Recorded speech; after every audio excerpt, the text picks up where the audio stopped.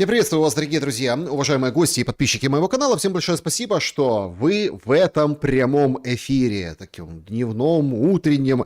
Игорь Мосичук на связи прямо сейчас. Игорь Владимирович, приветствую вас. Приветствую, Александр, приветствую наших уважаемых зрителей. Друзья, всем большое спасибо, что ждете вопросы. Так уж получилось, оставляйте заблаговременно, прям заблаговременно, и это здорово. Будем отвечать на эти вопросы в финале программы. Все как всегда, QR-код, который видите на экране, это возможность, если работает сервис и канал, поддержать и на экране написать, никого не дожидаясь свой вопрос, не дожидаясь финальной части нашего сегодняшнего разговора. Так, конечно, в сообществе YouTube вопросов уйма, в клубе зрителей вопросы и, конечно же, в чате трансляции. Чат трансляции сегодня озаглавлен вот таким голосованием. В конце подведем итоги и с этого, пожалуй, и начнем, потому что это вот сегодняшний, такой очень интересный эпизод информационный. Подумаем, информационный ли только, или действительно за этим что-то стоит? Как вы думаете, возможно ли, что запрет ВКС РФ бить по энергетике Украины реальный? Значит, военкоры российские разного помета, в общем, пишут о том, что вот, кто-то прислал какую-то смс-ку, что вот там, да, до весны, в общем, поставлен запрет на добивание и до уничтожения инфраструктуры энергетической и другой, в общем-то, ракетами, дронами, и как бы это все, говорят, предательство, ну, понятно, да, с российской стороны, вот эти патриоты СВО, так сказать, они вот говорят, вот, только-только вот подошли к самому, ну вот как вы относитесь? Варианты ответов. Нет, это вброс. Да, что хотели, разбомбили. Ну, в каком плане? Не так-то много на самом деле этих объектов. Дальше уже какая-то черта, которая там в каменный век окончательно вгонит, причем очень большие территории. Это не является целью и задачей. Значит, да, в обмен на выход из Донбасса в момент переговоров. То есть Абу-Даби сейчас обрастает очень интересными подробностями после вчерашнего общения Рубио с конгрессменами. Очень интересно тоже как вариант. И четвертый вариант, финальный. Да, жест доброй воли и подрыв Зеленского. Тут в этот вариант я вкладываю, что, ну, мол, смотрите, били-били, а потом раз такие остановились. И украинцы видят, что россияне не бьют, никто ничего не может сделать, восстановить то, что есть, и начинается вот это вот смута, бурление, перекрывание улиц, которое очень часто сейчас сопровождается с отключением света, и в Киеве даже. Такие 4 варианта, то есть один вариант это вброс, это неправда, и 3 варианта с вариантами, почему это так, выставляем на голосование, и давайте с этого начнем. Что вы думаете по поводу этой информации? Я думаю, это вброс. Почему? Обоснуйте. Я думаю, это вброс, потому что по моей информации с переговорной группы в Абу-Даби не удалось достигнуть соглашения о энергетическом перемирии, хотя об этом просила не только Украина, а в том числе и Соединенные Штаты. Москва ответила, что это попытки уйти от мирного переговорного процесса и отказала. Может ли быть какой-то жест доброй воли, то, что вы говорите, ну и так далее, и так далее. Все может быть, но тогда бы это были не паблики каких-то городских сумасшедших, хоть и военкоров, а это было бы официальное заявление кого-то из представителей либо вооруженных сил Российской Федерации, либо политического руководства РФ. Мы этого не слышали, мы этого не видели.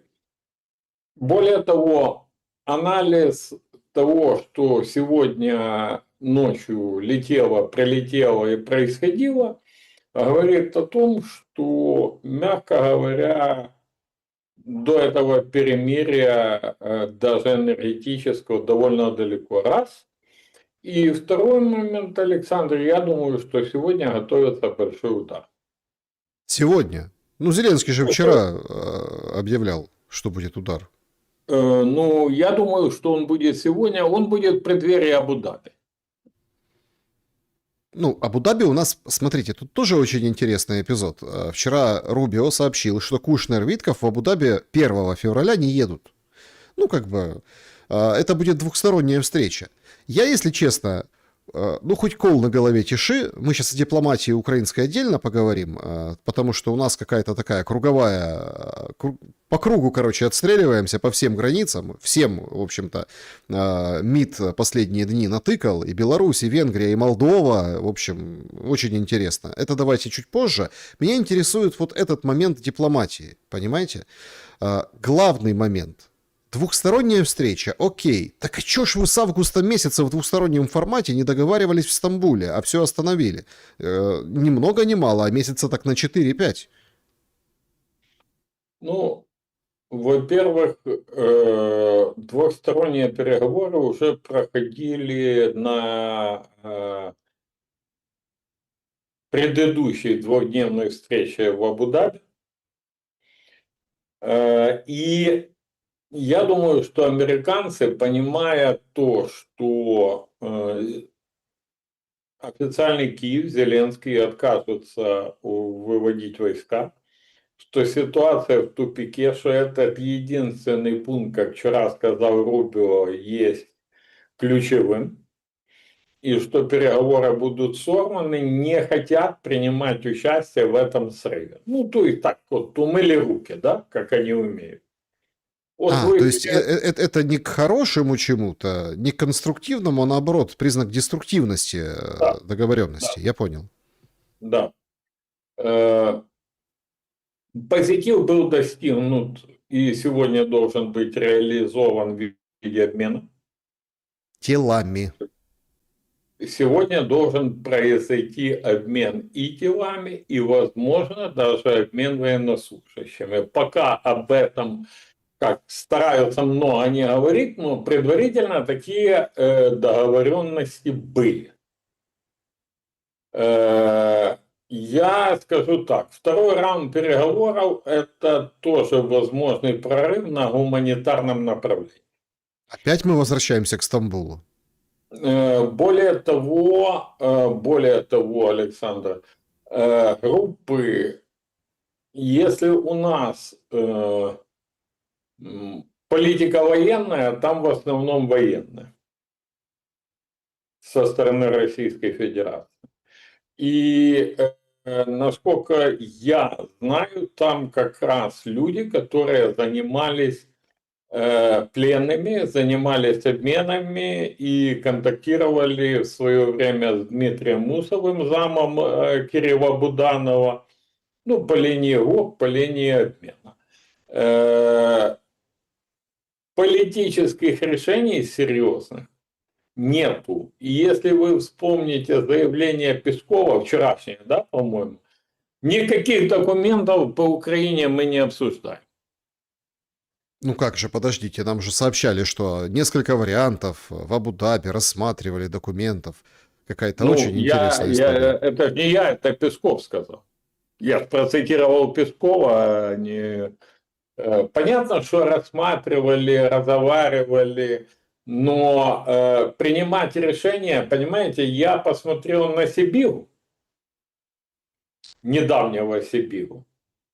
Вот. Ну, вообще, конечно, ему бы работать где-то управдомом, а не этим самым, а не министром иностранных дел. То, что он там языком не владеет, это еще, ну, это позор, конечно, но это еще полбеды. Выходит и на полном серьезе втюгивает народу, то мы подпишем мирное соглашение с Америкой с 20 пунктов, а Америка там что-то подпишет с Россией. Ну, во-первых, гражданин Сибири, мы с утра с Америкой не воевали. Поэтому мирное соглашение с Америкой нам подписывать незачем. Это раз. Второй момент. Если вы имеете в виду, что Америка будет посредником, как в истории с Газой, Ну и Корея тоже там, да. да, то вчера вы получили ответ прекрасный от Марко Рубио в виде того, что их переговорщиков даже не будет, не говоря о договоре каком-то. Договаривайтесь. Фактически показывают, договаривайтесь. Фактически заявление Сибири вчера умножено было в ноль Марко Рубио, который сказал, а не будет там никого. Если бы Америка брала на себя ответственность в заключении договоров с Украиной и Россией как посредник мирного урегулирования, но они бы были, правильно, на переговорах 1 февраля, а их не будет. Поэтому делаем вывод, что Сибига наговорил что-то, это раз. Во-вторых, а как это? Тут 20 пунктов, а там 28 подпишем. Это как? Это, ну, кого вы за кого держите? Марко Рубио вчера сказал, и это на самом деле правда, что есть ключевой вопрос, который мешает мирному урегулированию, это территориальный вопрос. Мы все прекрасно понимаем, что в данном случае территориальный вопрос – это больше отговорка Зеленскому, который не хочет мирных переговоров. Я сейчас кратко, Александр, обосную свое мнение. Речь идет о славянско-краматорской конгломерации. Да, действительно, ее географическое положение, плюс оборонительные сооружения, которые были построены еще даже до Зеленского и построены толково, могут позволить при определенных обстоятельствах от года до 2 ее удерживать. Но результат будет сравнение с землей, как в истории с Бахмутом, фортецею, да, этот самый гибель десятков тысяч солдат. А теперь, внимание, самый главный момент. Нельзя смотреть на отдельно взятый участок на фронте. Надо смотреть глобально на происходящее. А глобально мы имеем 2 очень и очень большие проблемы. Первое – это выход на пригород Запорожья, нанесение удара в РСЗО. Сегодня ночью по Волнянску, это узловая станция, такой инфраструктурный узел, ну, Запорожской области, был нанесен. И вчера по микрорайону Запорожья. Фактически мы находимся, если не будет мирного соглашения, в начале битвы за Запорожье. Ну, фактически. И это надо учитывать. Потому что славянско-краматорская конгломерация – это хорошо. Но запорожская проблема грозит Днепру, Николаеву, Одессе, морю, ну, в конце концов. И вторая проблема. Мы имеем гуманитарную катастрофу в Киеве. Мы четко видим подобную же катастрофу в Чернигове. По данным разведки, ни Мосейчука, ни Шелеста, никого, а по данным украинской разведки, на территории Российской Федерации по направлению Чернигова сосредоточено 5 бригад вооруженных сил Российской Федерации. Могут ли они пойти? Могут. Могут ли они дойти до определенного Нежина или Крут? Да, сегодня очень... Актуальненько, сейчас поговорим на эту тему. Вот. Могут. А оттуда оптоволоконными дронами закрыть Киев. Позавчера по Киеву летали новое поколение шахедов. Звонят мне друзья, говорят, шапки сбивают, так низко летают. Не учитывать это, не учитывать то, что еще один удар по Киеву превратит столицу в ледяную глыбу. Ну, левый берег так точно. Этого не учитывать нельзя. Значит, ну, по левому берегу. Ну, главу Деснянской районной администрации я бы, честно, расстрелял. Чего? Ну, вот просто. За Во-первых, что? Ну, смотрите, он же как говорит. Выходит, значит, он говорил это 2 дня назад, о том, что надо рыть ямы. А сегодня появилась РБК, у него как бы поговорили с ним. Вот это он сказал лично. И говорит, мы, вот цель, задача врага, чтобы мы ушли. Но мы не уйдем. Мы выроем яму, мы будем здесь стоять до конца. Это вот наша борьба. Получи, Путин, мы в яму сходим, но все равно не сдадимся. ну, Александр, смотрите, Наградить надо. смотрите, невиновных в гуманитарной катастрофе в Киеве нету. Осенью у вас в эфире я предупреждал, что это будет. Вы помните, наверное. Агент Кремля, вы же помните, да? Панику сеет. Ни одно управленческое решение принято не было, да, в то время? Не было. Теперь сидит Зеленский на Кличка тыкает. Кличко на глав районных администраций. И кони бегали по кругу. Я вам скажу так. Выгребные ямы еще, ну, это, конечно, от КВНского прошлого у парня. Вот. Он не понимает, что за выгребной ямой придет эпидемия, ну, весной. Ну, тут вопрос к тому, кто его назначал, больше такое. Я предлагаю выход. Я предлагаю выход. У вас в эфире сейчас прямо, Александр, предлагаю выход. Около 500 домов на Троещине, в Деснянском районе, не могут быть восстановлены в ближайшее время. Ни в день, ни в неделю, ни в 2 недели, ни в месяц. На некоторые на восстановление понадобится от 3 до 6, говорят специалисты, коммунальщики. Людям надо где-то греться, где-то покушать. Я подсказываю. 10 тысяч квадратных метров. Районно-государственная администрация. Деснянская. Альтернативная электроэнергия есть, Александр. Отопление альтернативное есть.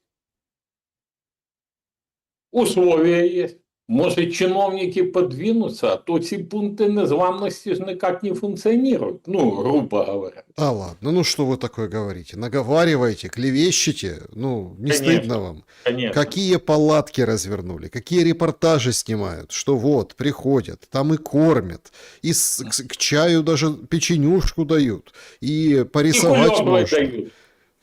Понимаете? То есть, ну, прям работают на износ. И расстановка удобная.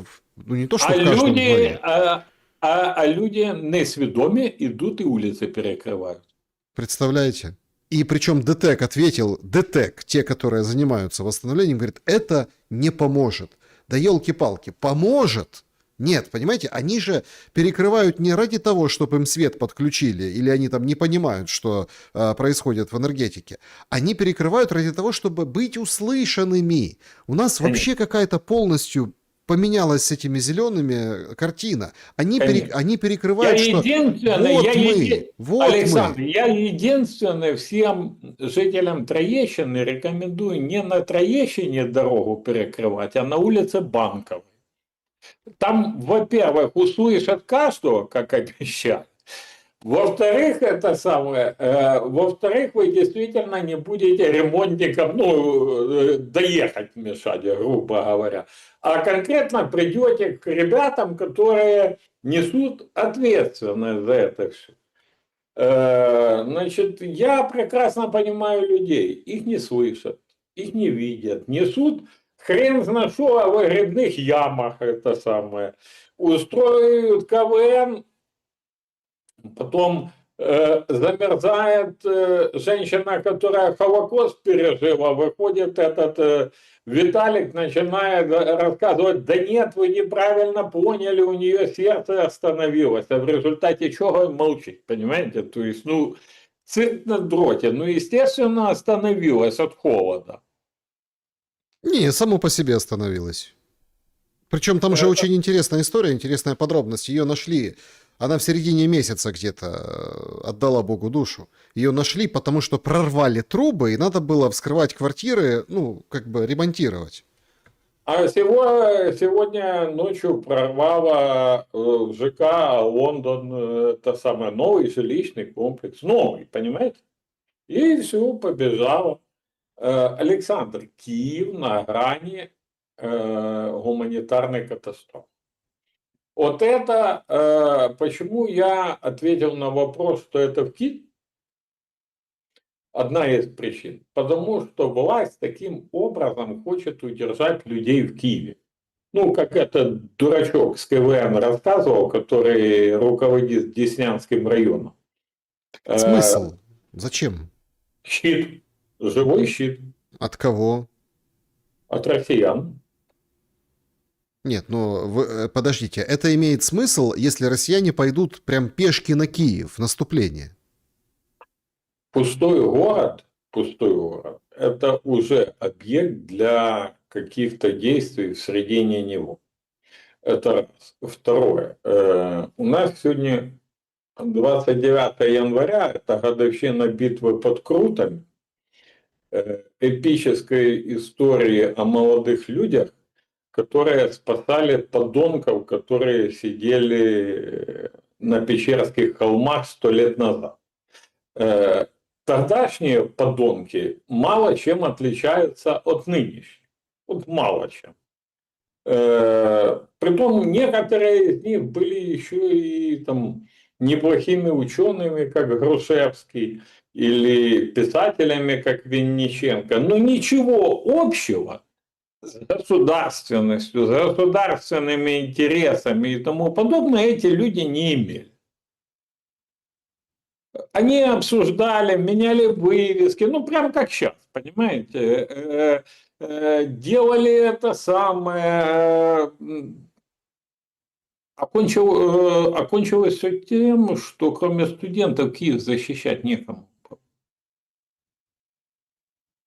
А потом эти подонки выехали, сидели там в Берлине, Вене, Париже, кофе пили и тужили за Украиной. А тут были совершенно на Украине другие, в Украине совершенно другие дела были. В виде голода, в виде коллективизации, ну и так далее, и так далее.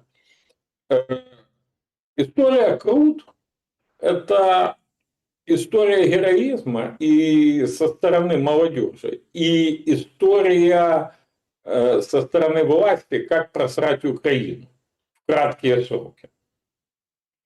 Крут не будет уже по одной простой причине. 500 000 молодых людей покинуло Украину за период, когда разрешили с 18 до 24. Сейчас опровергают погранцы, да. ИПСО.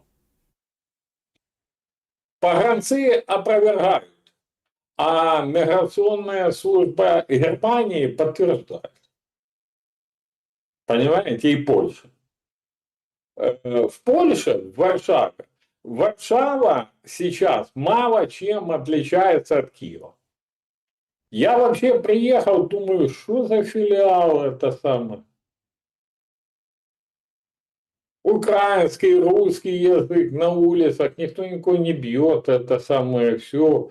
Ходят таксисты, практически все там наши, сфера обслуживания, парикмахерские, целые кафе, рестораны, целые заведения, закрытые, клубы, что хочешь. Понимаете? То есть такое впечатление, что сейчас Киева снялась и в Варшаву, ну, прибыло совсем. Поэтому они могут опровергать, они могут что угодно говорить. Я говорю, опираясь на то, что я вижу.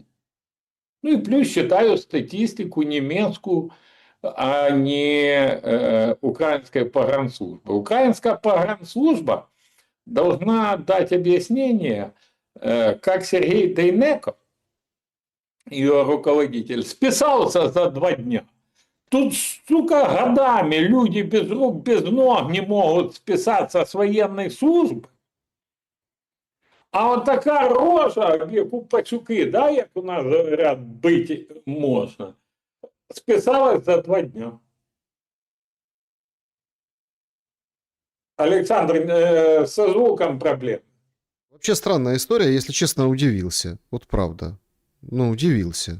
Ну, смотрите, Залужный, Марченко, такие генералы, такие больные руководят такими стратегическими важными. Да, тут целая погранслужбой сколько лет подряд руководил, Ну, а тут за 2 дня заболел и списался. представляете, после обысков, после обвинений, после ходатайств там, об аресте. А по поводу этих объявлений у меня вопрос есть не к нему. У меня вопрос уже к НАБУ. Ладно, мы устали спрашивать, где там подозрения Ермаку, Галущенко, ну, все этой компании. Объясните мне в истории с Дейнеко, а что это было? Материалы, по которым предъявлено обвинение Дейнеко и компании, да? Это материалы 22-23 года. То есть 3 года назад вы задокументировали упырей, мародеров, которые во время тяжелейших боев, да, занимались контрабандой сигарет. И 3 года ждали. А что вы ждали, ребята? Второй вопрос тоже к ним же. А где подозрения организаторам схемы? Ведь Дейнеко один из ключевых участников, но не организатор. Организаторы близкие к Зеленскому и к слугам народу Вадим Слюсарев.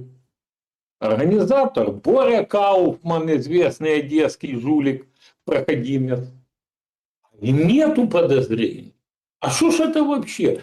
То есть у меня впечатление, вот честно говоря, что мы наблюдаем картину. Сейчас Дейнеко сместили, и на его место зайдет подконтрольной группе там Тарасяда, грубо говоря, которые дружат там с этим НАБУ, человек. И там, Арахамия Гетманцев, условный Железняк, который у них подручных, ну, бегает, возьмут под контроль границу. Ну, я дико извиняюсь, но мы же немного о другом. Мы, наверное, там о борьбе с коррупцией говорили. А тут получается, что НАБУ не правоохранительный орган, а политический. Ну, так вот выходит. Потому что дело Мидас. У меня вопрос. Если Ермак, Галущенко и это как ее, Лещенко, да, министр, если им нету подозрений, значит они же невиновны. За что их тогда уволили? А кто их Чтобы тень на должность не бросать в такое-то время. Нет, чтобы своих назначить. Понимаете? Тогда это не правоохранительный орган, а политический орган. Ну, я не давал согласия на создание параллельных политических силовых органов в стране. А ваше согласие не нужно. Игорь Владимирович, вы как бы вы немного возомнили о себе. А зачем кому-то ваше согласие, понимаете? То есть тут же как бы очень все просто. Где референдум? Затерли? Затерли референдум. Вообще о нем никто не говорит. Послушайте, какой референдум? Вы посмотрите на, ну вот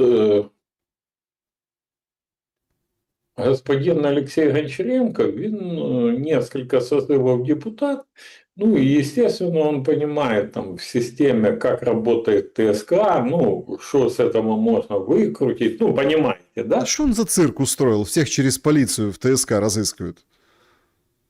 А это в этом созыве парламента, Александр, приняты изменения, усилены функции ТСК. Мгм. Если гражданин не является на вызов следственной комиссии, то полиция по просьбе ТСК привод, ну, осуществляет. Понятно, они идти не хотят, то вот почему это выглядит цирком, вы очень правильно заметили. На самом деле, это все, что делает Гончаренко, правильно, с логики ТСК.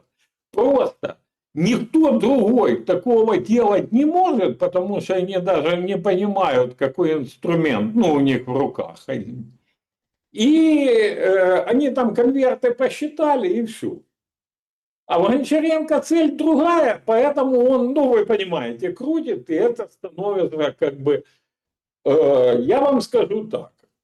При старых полномочиях комитетов парламента у меня Артем Сытник в правоохранительном комитете на коврике жил. Хотя Набуш не, ну, нашему правоохранительному комітету только в одной части, в части дотримання кримінального процесуального кодексу, ну, підзвітне, понимаете? И то. Потому что в парламенте сидели люди, которые понимали силу парламентаризма. А когда силу конверта понимают, ну, вот и результат.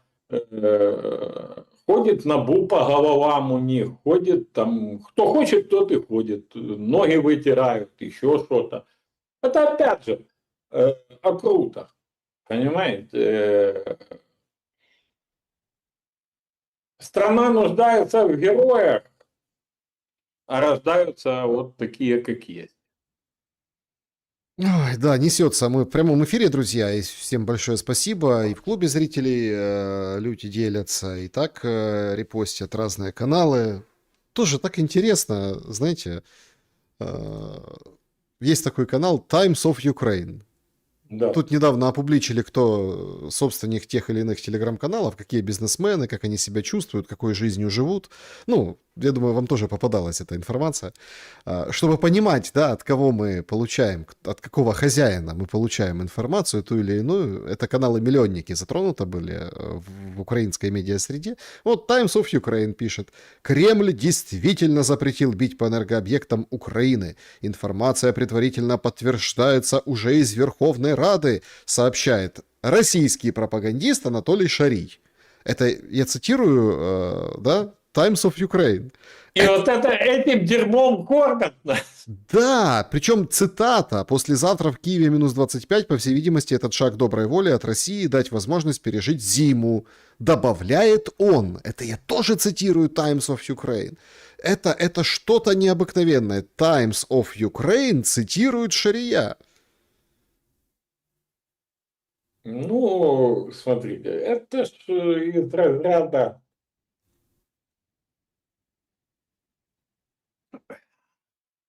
Я скажу так. Мог ли быть шаг доброй воли? Мог. Но если бы он был, поверьте, о нем бы уже Кремль рассказал. Ни Шарий, ни какие-то военкоры, которых я 2 раза в жизни слышал, а некоторых и не слышал. А Кремль бы рассказал, что мы идем на шаг доброй воли там, и так далее, и так далее. Пока я знаю только о разведчиках-дронах, летающих над Киевом, а не о шаге доброй воли. Вот. Поэтому, друзья, не игнорируйте воздушную тревогу, потому что одни вкидывают, вторые комментируют, третьи разгоняют. Ну, смотрите. Притом, смотрите, вот вы цитируете эти миллионники, которые привязаны к офису, да? Да. Допустим, военный паблик, это тоже привязанный к офису Николаевский Ванек, в это же время пишет: не верьте, хрень собачья. А для чего это делается? А чтобы у людей в головах посеять сомнения со всех сторон. Выгребную яму сделать, как на Троещине.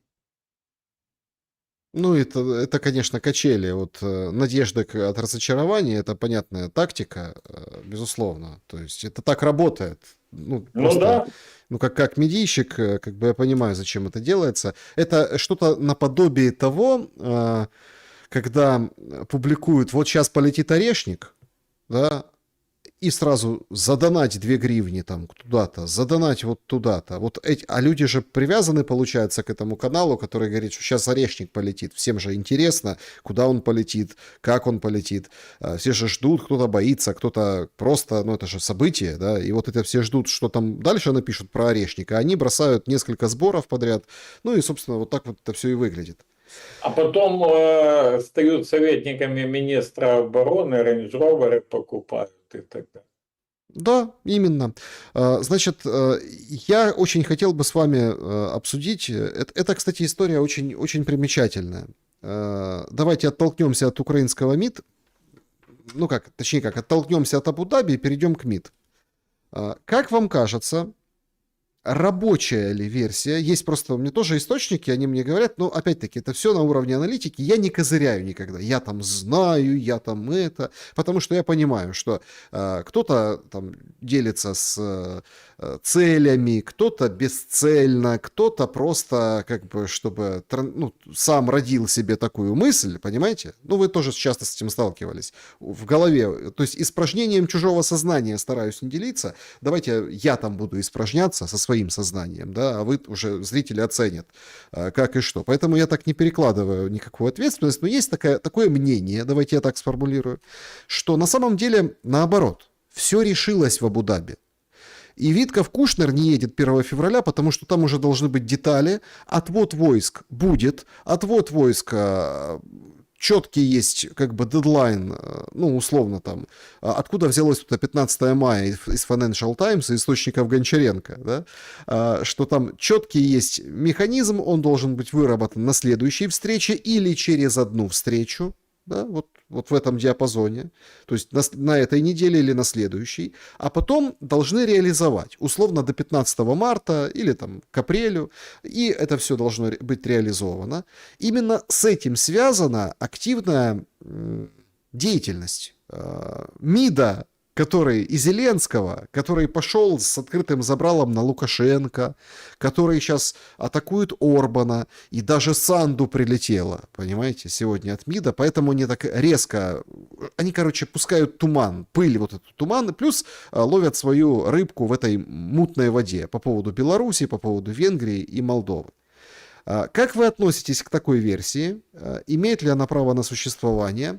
И если так разобрать, как это, дорожки, я не говорю слово треки, я говорю слово дорожки по отношению там, Венгрии, Беларуси и Молдовы, то насколько забористо все получится у офиса президента и МИДа? Александр, смотрите, я абсолютно со своих источников тоже могу подтвердить то, что говорите вы по поводу достигнутых договоренностей о том, как будет происходить разведение войск, куда, кто будет контролировать и так далее, и так далее, и так далее. Есть только одна проблема. Я прошу прощения, сейчас вы скажете, какая проблема. Начался процесс передачи тел. По числу пока не говорят, но вот начался вот в эти минуты, мы в прямом эфире, то есть тела уже телами обмениваются. Продолжайте, пожалуйста. Александр, существует одна только проблема. Мирной договоренности нет.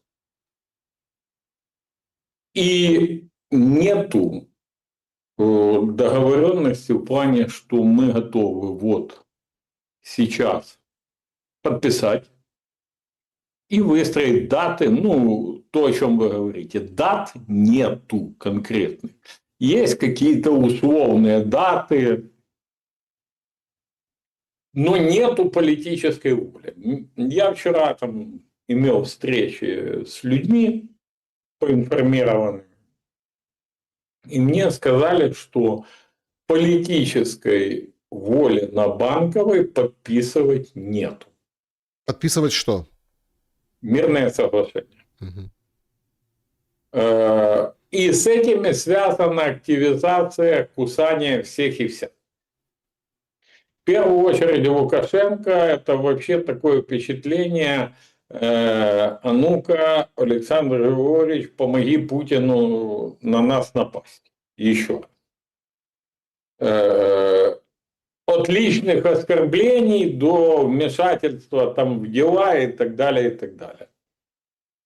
Ну, с Орбаном понятно, там избирательная кампания, попытки подыграть оппоненту понятны. Санду очень интересная ситуация, это продолжение фейковой новости о блокировке Приднестровья, вы помните, да, абсолютный фейк, я его развенчивал не раз.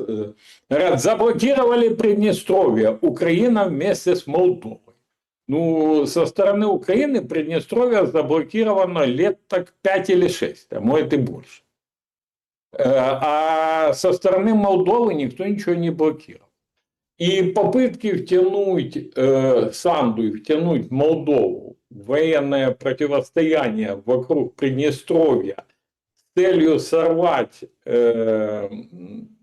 мирный трек, это место имеет не первый день, не первый месяц, не первый год даже. Это несколько лет, да, муссируется это.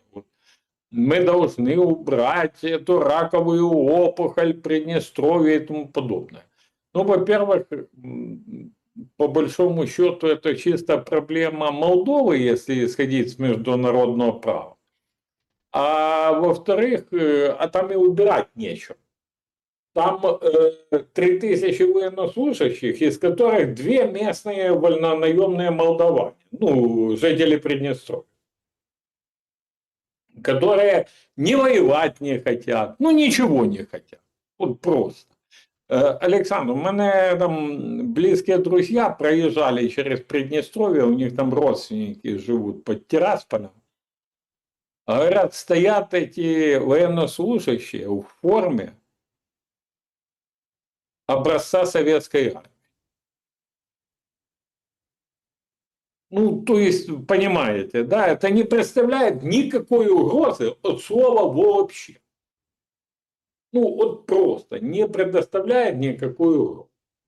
Поэтому это все развод, это все попытки сорвать. Я думаю, что ничего это Абу-Даби не принесет. И вообще ни один переговорный трек, пока Зеленский у власти, ничего не принесет. Хотя он активно поддерживает ситуацию о том, что надо проводить выборы, надо готовиться к выборам, носятся с этими выборами по Киеву. Я не верю, что пока он при власти, это возможно. Тогда какая перспектива? Перспектива, я думаю, что в ближайшее время всем это надоест, и его от власти отодвинут. До сих пор же не отодвинули. Ну, до сих пор другая ситуация была. Сейчас он слаб как никогда. И этим объясняются вот эти вот кидания на все стороны и кусания на все стороны. Слаб, потому что ближайшее окружение обвинено в коррупции. Обсажен он людьми не со своего круга. Пинчук и компания продать готовы мирный трек за 2 секунды при желании. А это они контролируют и бенефициары этого дворцового, ну, переворота. Давайте скажем честно, Александр. Предприятие Виктора Пинчука, который у нас прозападный, про Сороса, про все, Интертайп. Два основных вида продукции, кроме как в Россию, в Украину и страны СНГ, нафиг никому не нужны. Ни трубы, ни колесные пары. Колесные пары, потому что ширина, а трубы, потому что в других местах они не нужны. Исходя даже из коммерческой точки зрения, это все уже доходит до каких-то крайностей. Я просто знаю настроение в офисе Буданова. А это офис Буданова? Я имею в виду не офис президента, я имею в виду круг Буданова. Я так обобщил. Это самое, военных. Ну, военные реально же оценивают ситуацию. Вот, допустим, когда я говорил о Запорожье, Чернигове, направлении разведки, да, и так далее. Ну, это я говорю не с головы, как говорится, а с информацией, которая с военных источников.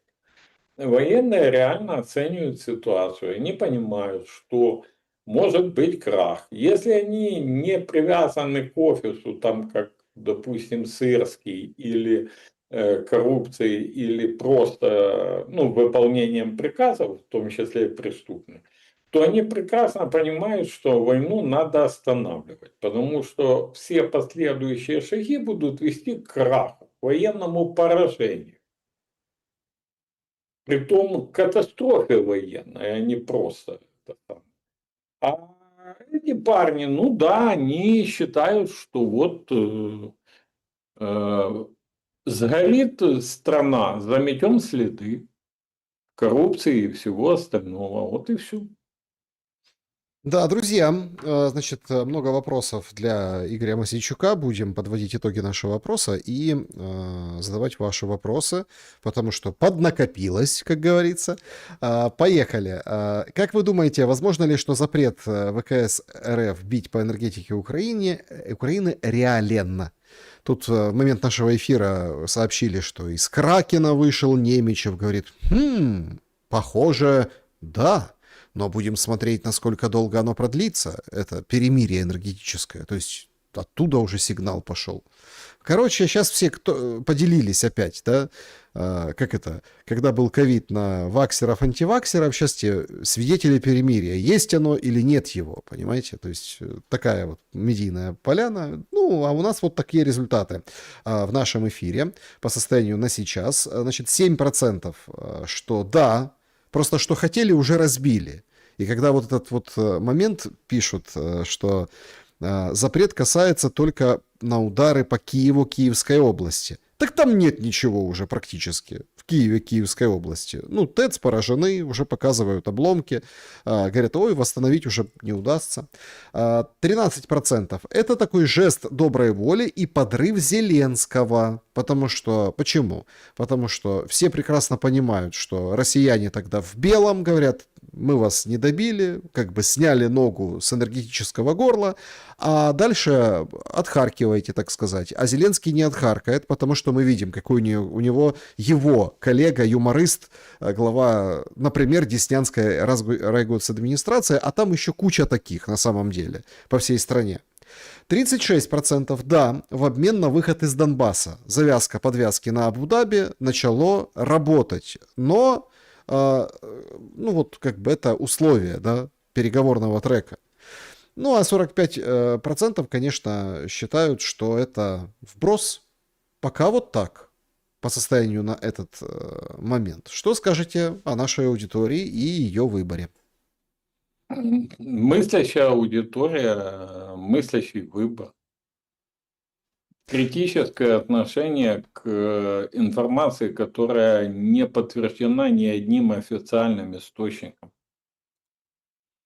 Ну, посмотрим. Ну, это тоже, конечно, странно. Так вот, если логику включить, получается, они отдали приказ, россияне, не бить. И молчат. И тихо такие, в тишине. Нет, нет, нет. Никто... Это секретный приказ. А все же, ну, все же увидят это в ближайшее время, да, и подтвердится ваша информация или нет о том, что до 1 числа будет некий большой удар, это тоже очень интересно. Переходим к вопросам. Значит, начнем с клуба зрителей. День добрый, Александр и Игорь. Вопрос к гостю. Как вы видите будущую жизнь государства Украина после завершения боевых действий? Отношения с Россией, вступление в разные альянсы или полный нейтралитет? Значит, первое. Украина обречена быть нейтральным государством, и это залог нашего выживания. Отношения с другими странами. Нам надо прекратить строить там антироссию, антиевропу, антиамерику или антишо. Нам надо строить Украину, ну, свою страну. Анти не бывает успешным. Бывает успешным только про. Если про Украину, то да. А если анти что-то, ну, тогда обязательно антижопа. Новость пришла. Глава МИД Люксембурга Ксавье Беттель заявил, что и призвал Владимира Зеленского не выдвигать ультиматумы о членстве в Европейском Союзе. Это не в его интересах. Без США и ЕС Украина бы проиграла. Представляете? Глава МИД Люксембурга уже. Ну, послушайте, надо прекратить бегать за морковкой. То за натовской, теперь за ЕСовской, потом еще за чем-то. Давайте сосредоточимся на себе, в своей стране. Формула может быть одна. Прекращение войны, мир и разбудова, восстановление. Угу. Другого пути нету, все остальное это от лукавого. Вот эти в ЕС еще куда-то. А ЕС переживает сейчас такой внутренний кризис, что ему бы самому вытянуть. Две передовых экономики Европейского Союза рушатся. Германия, обвал, выходит мер, говорит, мы ошибку совершили, атомную энергетику свернули. Ну, про Францию там и говорить нечего. Плюс ошибка. А как? Завести мигрантов, которые не работают, и на каждого работающего в Германии 2 неработающих, но также ни одна экономика не выдержит. Вот такой вопрос от Алекса Шевченко. Говорит, неужели в Куршевеле все сгорели карусели? Пришла... Нет, пока только один ресторан, насколько я знаю. Ну, там отельный комплекс, да. Да. Причем связывают, французские компании владеют, но связывают с украинцами, а конкретно с бизнесменом Мазепой. Есть такой... Ну, видимо, Есть такой. видимо, кто-то... Где-то что-то покопалось. Ну, кто-то помнит, как раньше решали такие вопросы. Причем дорогущий же там отель. Номер стоит 11 тысяч фунтов. Там что такое передают за ночь.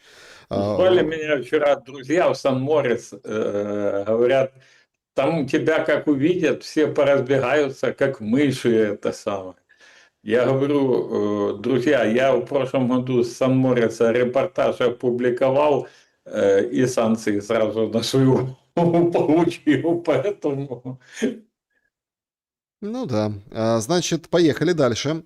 Градусов задает вопрос.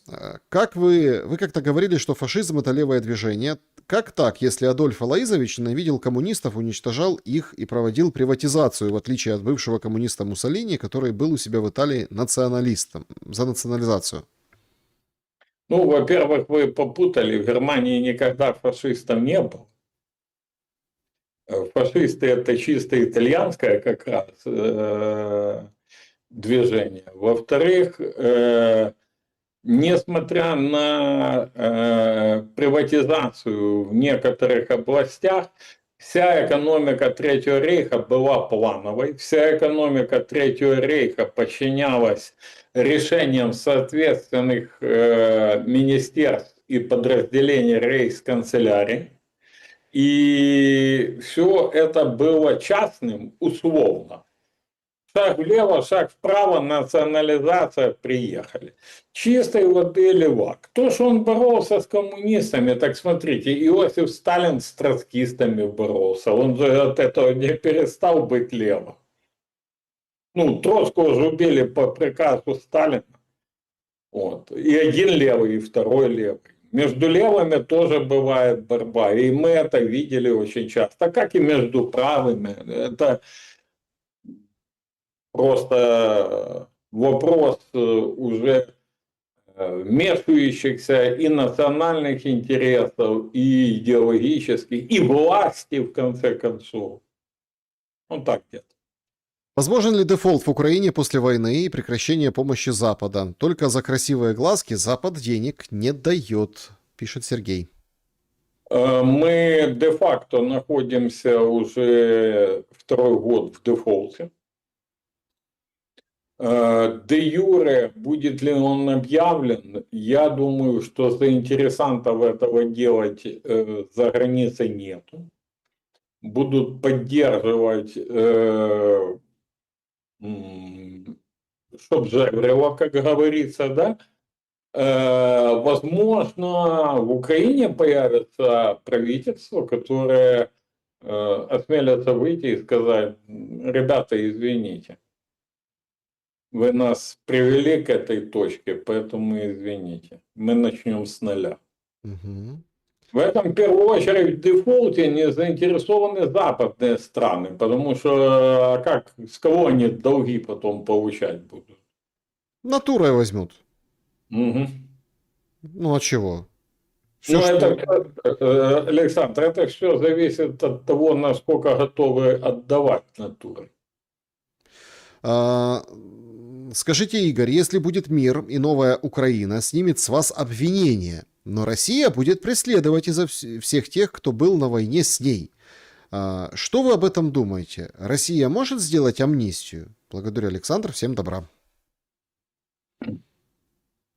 Безотносительно ко мне, там, Александру, ну или кому-то персонально, я думаю, что условием мирного соглашения, нормального мирного соглашения, будет прекращение преследований всех, ну, возможно, кроме тех, кто совершил действительно военные преступления, всех, кого из-за политических убеждений преследовали и в России, и в Украине. Я уникальный парень в этом плане. У меня санкции и оттуда, и отсюда. Угу. Как вы считаете, идея, Алексей Иванов пишет, создать из Украины Спарту провалилась? Мне кажется, судя по отъезду молодых парней, спартанцами никто не хочет быть совсем. Ну, смотрите, я вам скажу так. Это была попытка не Спарту создать, а создать что-то такое, как реестровое войско на службе Речи Посполитой когда-то, плюс казачество, ну и так далее. Но идея провалилась не из-за этого. Идея провалилась по одной простой причине. Нельзя к своему народу относиться как к скотине и ожидать, что в ответ народ будет любить, защищать, лелеять, ну и так далее. Это то, о чем мы говорили о крутах. 100 лет назад то же самое. То же самое. Угу. Так, следующий вопрос. Сергей, как думаете, после окончания войны переименуют в Киеве проспекты Бандеры и Шухевича? Я считаю, что решение о переименовании улиц в городах, населенных пунктах страны должны приниматься общинами в результате местных референдумов. Если это идет о каких-то вот таких вот знаковых, ну, вещах, о которых вы говорите. И туда и сюда переименовывать можно по 25 раз. Сегодня Киевсовет будет таким, завтра вот таким, послезавтра вот таким. Это неправильно. Только община может решить. А возможно, община решит, что все улицы носили имена Квиткова, Барвинкова, Барбарисова, ну и так далее. Мгм. Александр, вчера вы рассказывали о гибели депутата и как народ писал комментарии. Да. Что вы этим хотели подчеркнуть? Ненависть людей ко власти. А кого тогда любят жители Украины? Я помню, точно такие же комментарии были после гибели Дарьи Дугиной, например. Смотрите, тут вопрос в другом. Это народный избранник. Кстати, не самый плохой. Мне коллеги его с нынешнего созыва сказали, что не самый плохой народный депутат. Вот. Отношение народа просто к тому, что это представитель зеленой власти. Вот просто представитель зеленой власти. По поводу Дугиной, это неправильное сравнение, потому что Дугина не была гражданкой Украины, не имела к Украине прямого отношения и естественно, эмоции, там, вражда, война и так далее играет роль. А это свой гражданин, свой избранник, свой народный депутат. И тут просто, Александр, я посмотрел, я честно говорю, я фонарил. Вот просто зашкаливала ненависть. Притом явно писали люди с Украины, не какие там, боты там ольгинские или еще кто-то. Поэтому это диагноз власти. Мгм. Так, давайте перейдем к вопросам из чата. Наташа пишет, а кому отойдет Хмельницкая атомная станция, Британии или Америке? Я надеюсь, Украине. Ну, вы в это верите? Они же хотят энергоатом прихватизировать. Смотрите, Александр, говорю и повторюсь.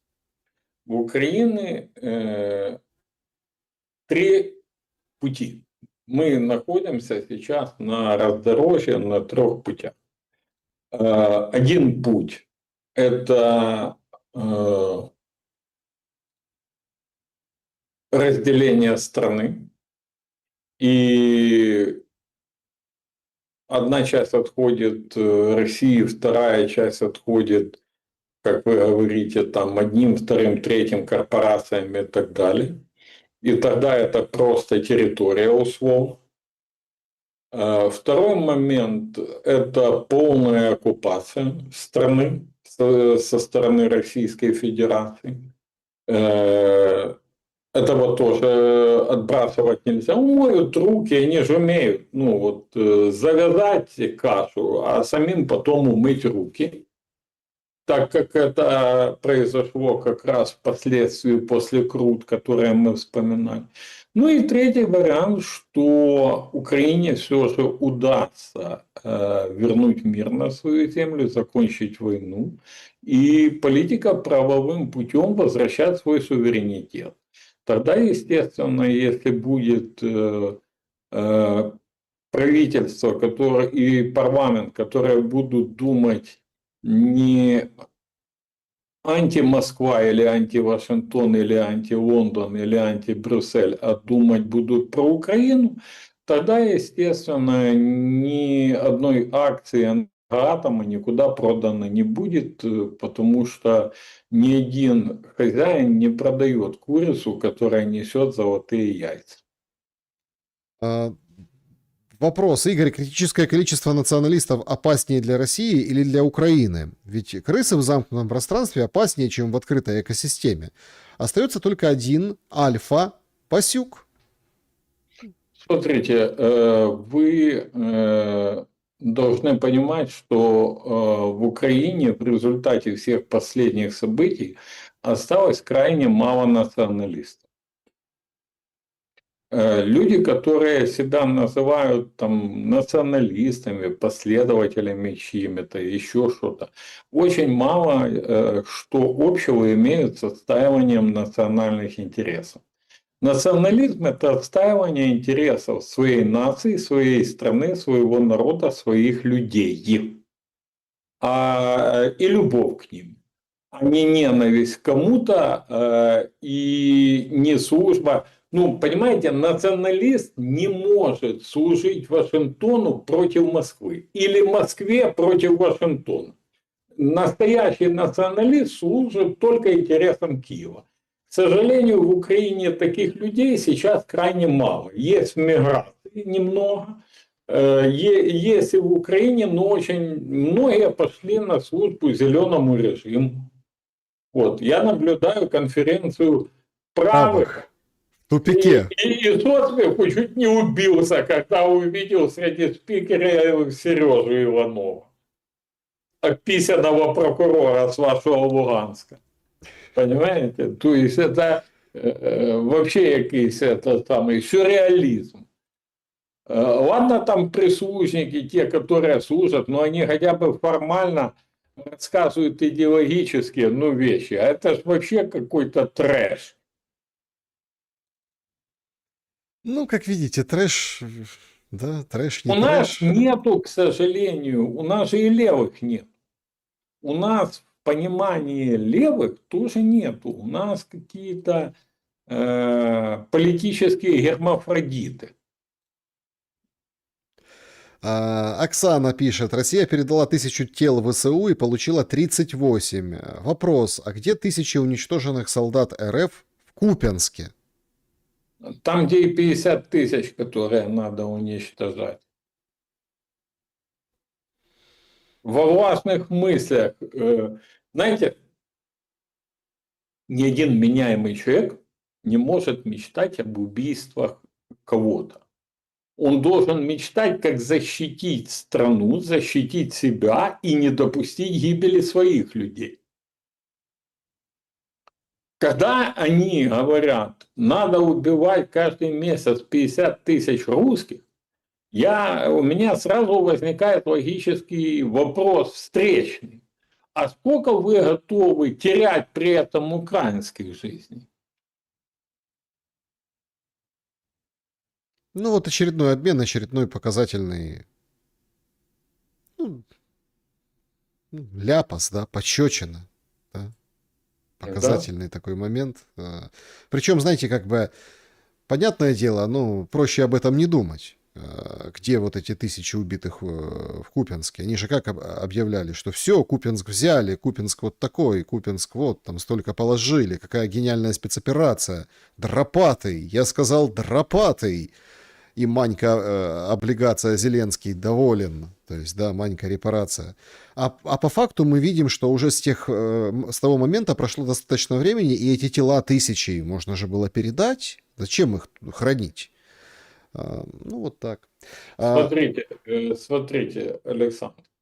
Каждый день получаю сообщения от родственников пропавших без вести. Потому что в свое время там был человек, который мне через Красный Крест помогал узнавать судьбы.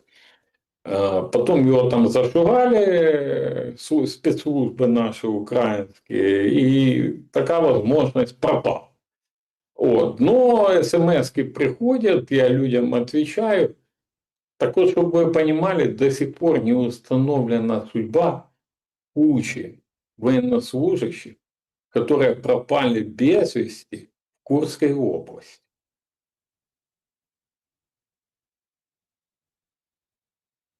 Какой Купянск? Понимаете? Какой Купянск?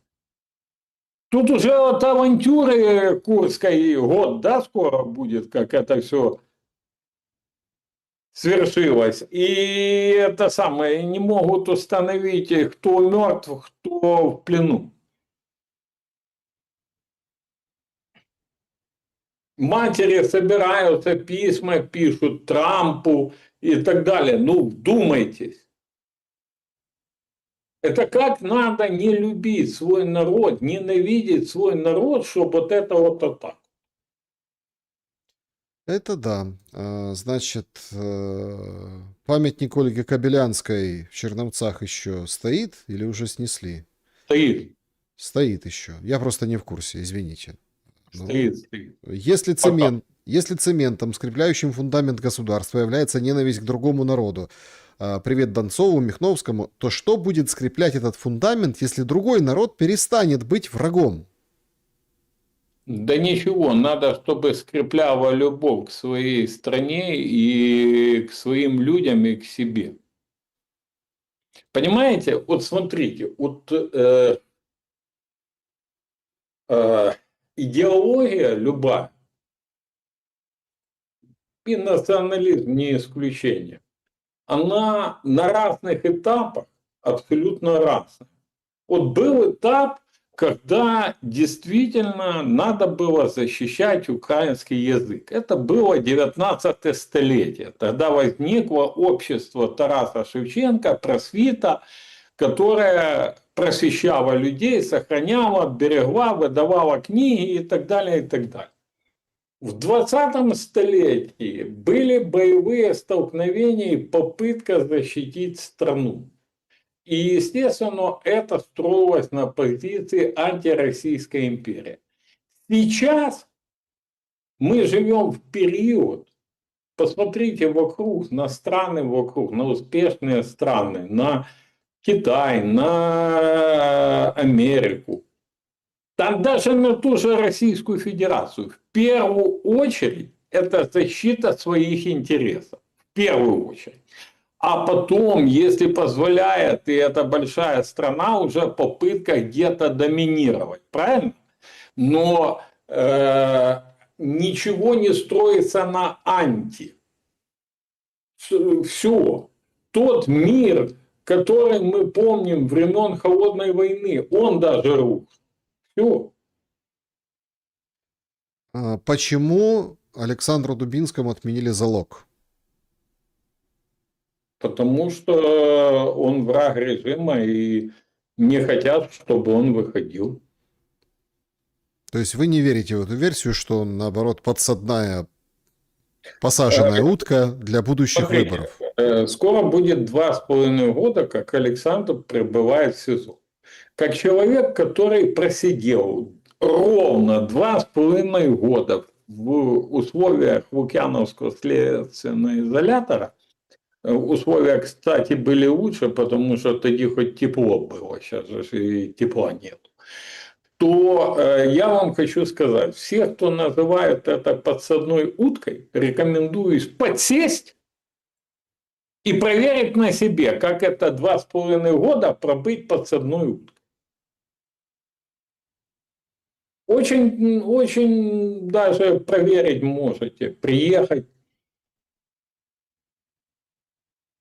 кто там где-то на солнце греется.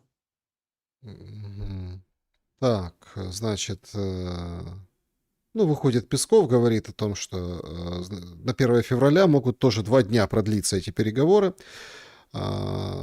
Российские паблики...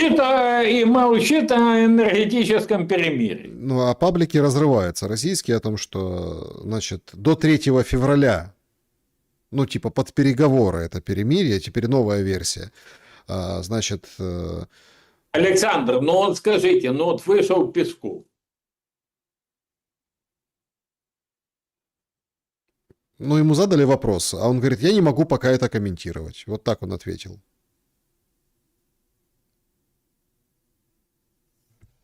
Ну, вот так. То есть, пока не могу. Потом, может, сможет.